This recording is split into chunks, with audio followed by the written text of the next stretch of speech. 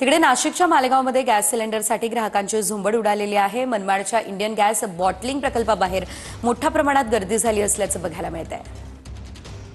आपण हे दृश्य पाहतोय। गॅस सिलेंडरसाठी मोठ्या प्रमाणात रांगा लावलेल्या आहेत। अनेक जण सिलेंडर घरी देखील घेऊन जात आहेत, तर काही जण घरून रिकामे सिलेंडर देखील घेऊन या ठिकाणी आलेले आहेत।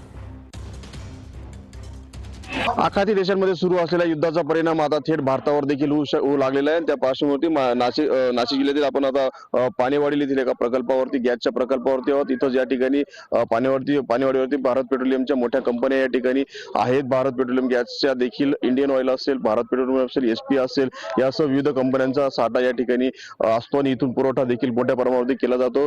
परंतु आखाती देशाच्या युद्धाचा परिणाम राज्यभर होताना बघत असताना देखील मोठ्या प्रमाणावरती मालेगाव असेल, नाशिक जिल्ह्यातील ग्रामीण भागात असेल, राज्यभर असेल, या ठिकाणी कमर्शियल गॅसचा तुटवडा या ठिकाणी आताच जाणू लागलाय आणि त्या पार्श्वभूमीवरती घरगुती गॅसचा देखील परिणाम या ठिकाणी बघायला मिळतोय। बऱ्याच ठिकाणी ग्रामीण भागामध्ये काही गॅसच्या दुकानांवरती मोठ्या प्रमाणात ग्राहकांनी झुंबड देखील या ठिकाणी घातलेली। ग्राहकांनी मोठी झुंबड केल्याने मोठ्या प्रमाणात तुटवड्याचा सामना या ठिकाणी आपल्या राज्यातील लोकांना करावा लागत आहे। मनोज शावळे, टीएन मराठी, मालेगाव।